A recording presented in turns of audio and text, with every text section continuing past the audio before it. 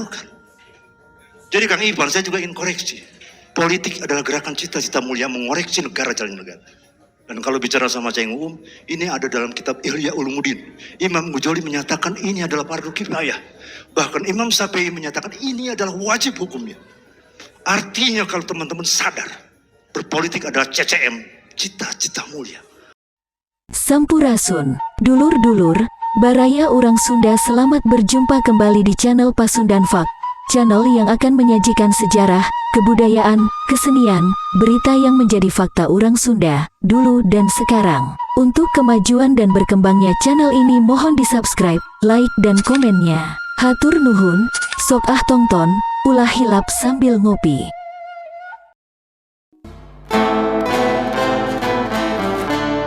Melihat keadaan, bangsa ini yang carut-marut dari persoalan kesejahteraan rakyat yang tak kunjung tercapai, keluhan petani, buruh, dan kelompok masyarakat marginal yang terhimpit akibat negara tak berdaya dari cengkraman oligarki, contoh konkretnya. Hanya soal sepele minyak goreng saja negara kelimpungan, apalagi dengan dinamika politik menjelang perhelatan hajat nasional 5 tahunan, yang otomatis akan membuat rakyat tergusur-gusur dengan propaganda elit yang sedikit banyak memengaruhi pada perekonomian. Para aktivis 98 mulai menghimpun sisa-sisa energinya untuk berjuang agar bangsa ini tidak kembali di bawah kekuasaan oligarki yang telah jelas-jelas merugikan rakyat. Bertempat di Sunda Campfire, para aktivis lintas generasi berkumpul, bersilaturahmi, temu kangen setelah sekian lama tak jumpa, dipisahkan oleh sekat dan menjadi korban imbas Pilpres 2014 dan 2019. Maklum mereka ketika itu berada dalam dua kubu yang berbeda dan berlawanan, walau sebenarnya itu sah-sah saja.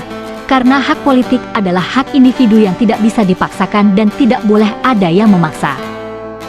Pertemuan yang diselenggarakan hari Sabtu Minggu tanggal 18 hingga 19 Juni 2024 bertajuk Camping Aktivis Pergerakan Lintas Generasi dan Angkatan 98 dengan mengusung tema Menjaga Reformasi dan Merawat Kebersamaan.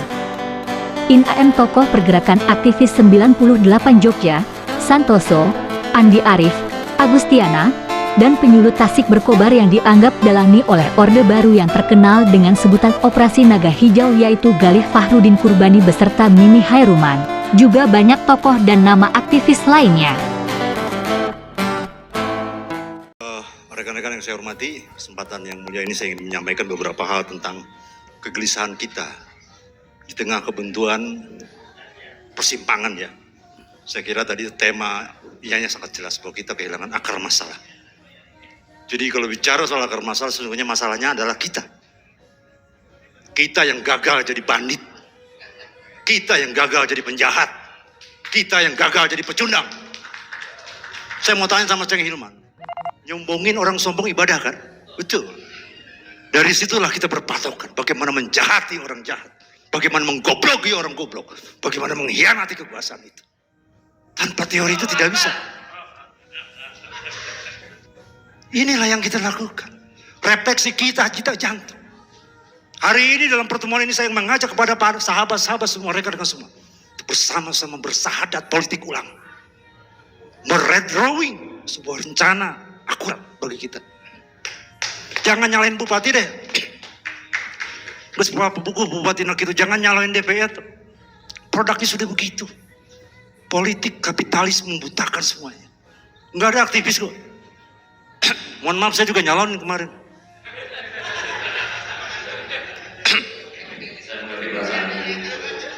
Saya masih bertahan pada teori logika, teori politik, anti money politik.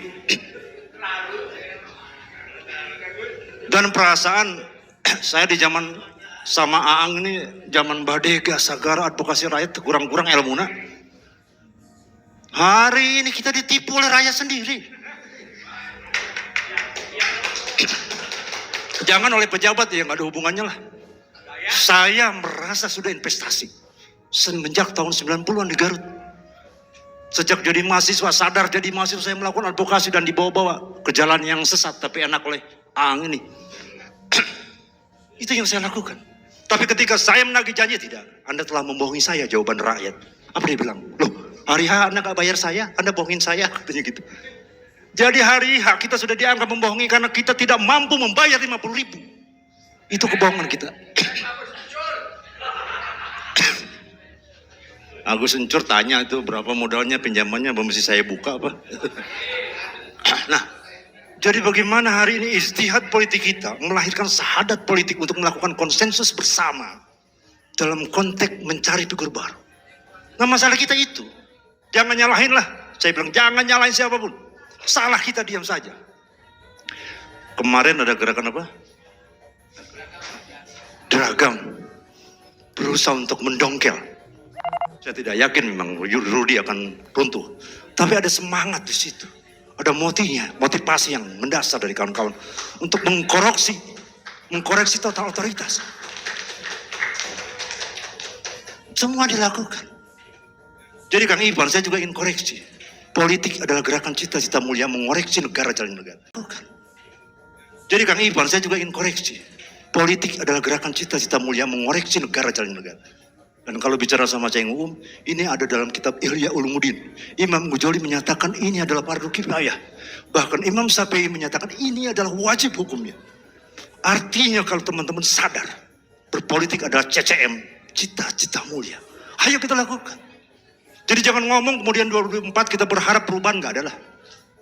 Kalau kalian hanya diam di sini. Dan satu hal lagi, kita gagal menyatukan diri. Kita terkotak-kotak. Saya berharap pemilu ke depan itu tidak ada lagi 2 calon lah. Beuh kampret ejeng naon teh kecebong. Beuh kadrun ejeng kodron. Ya, saya moga Pak Deden ini bisa membuat koalisi 3 kekuatan lah minimal. Dan itu yang disetting oleh Jokowi hari ini. Bagaimana porsi itu dilakukan. Jadi kapan kita mau bangkit? Kita bicara lo ngomong Cina lah. Cina bukan Cina etnis ya. Negara Cina pada revolusi Tiananmen 20 tahun sekarang. Mereka itu negara miskin. Tapi hari ini telah berhasil mengalahkan Amerika. United States of America yang hari ini sudah hampir memimpin dunia 100 tahun. 1 abad. Jepang 1945 juga dibom. Bumi haluskan. Dalam waktu 20 tahun dia bangkit. Indonesia reformasi sudah berapa? Lewat 20 tahun nggak bangkit tuh. Nggak ada tuh. Kita nggak ngerti bagaimana dunia ini bergerak. Jangan ngomong dunia deh. Ngomong Garut, kamana lompatna, itu apa orang? Orang lain udah bicara bagaimana how to work.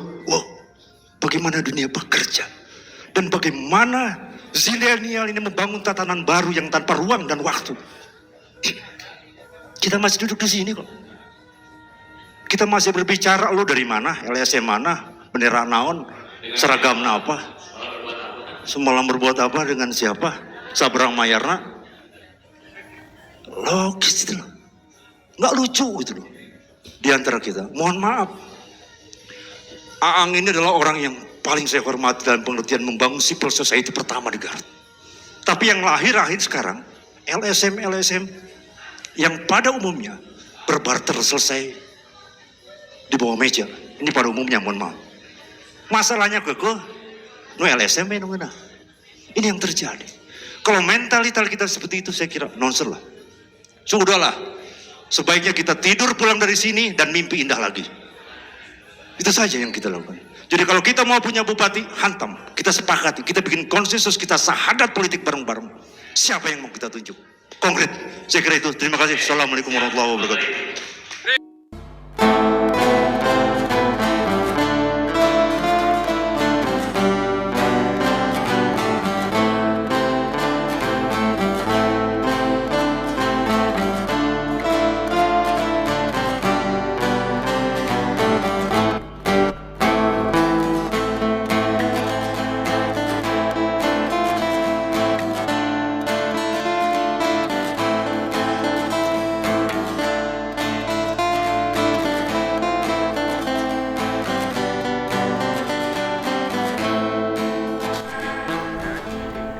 Duta Revolusi Mentalnya Kemenko PMK Bayangkan duta revolusi mental tetapi gelisah sampai saat ini karena kebijakan itu sendiri, kemudian akhirnya merusak mental saya sendiri. Mahmud, ada Zam-Zam Demantara, Kang Yangkat, Inisiatornya dong. ya inisiatornya Hasanuddin.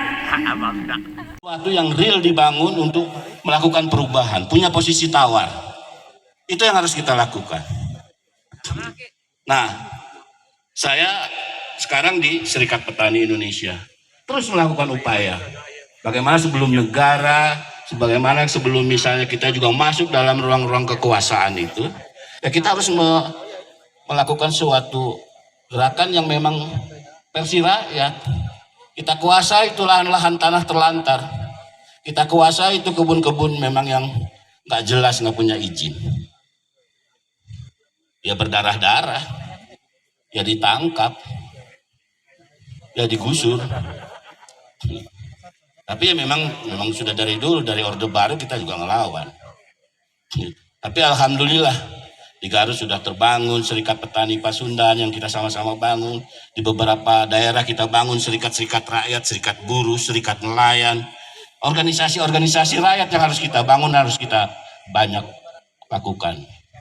Jadi kalau kemarin minyak goreng langka dan mahal, padahal kita punya kebun kelapa sawit sampai 15 juta hektar.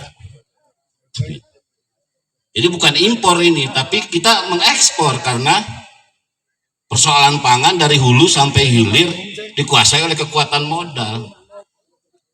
Pengusaha itu tidak punya tanah air, di mana dia harga bagus, di internasional dia jual. Sementara negara tidak punya kekuatan untuk memaksa pengusaha itu untuk menyediakan, memenuhi kebutuhan rakyatnya. Negara padahal punya alat, misalnya subsidi, pajak, penegakan hukum, pelanggaran, kebocoran subsidi, banyak. Tapi rakyat tidak ini. Jadi kita harus membuat alternatif sebelum negara memang kita kuasai. Artinya dalam arti bukan kita kuasai itu dalam negatif, tapi memang harus berujung kepada kesejahteraan rakyat. Sebelumnya tuh kira-kira ya bagian dari pemerintah lah gitu. Dan ketika ada semacam kongres gitu, akhirnya saya dinobatkan sebagai ketua umum, dan ini ada suasana baru dari gerakan buruh karena gerakan buruh terbesar dan tertua ini selama ini tidur gitu. Nah sekarang tugas saya membangunkan, dan saya sedang membangunkan itu. Ada rencana bahwa pada akhir Juli, karena arogansi yang begitu kuat dari kekuasaan tentang undang-undang Omnibus Law yang sudah dilakukan demonstrasi protes ratusan kali, dialog ratusan kali tidak mempan juga, maka rencananya teman-teman gerakan buruh pada sekitar akhir Juli akan mendatangkan 1 juta buruh ke Jakarta. Ya. Nah, saya pengen tahu aja. Saya tidak akan melangkahkan kaki pada satu perundingan sebelum undang-undang itu dicabut. Jadi saya nggak tahu ujungnya kayak apa.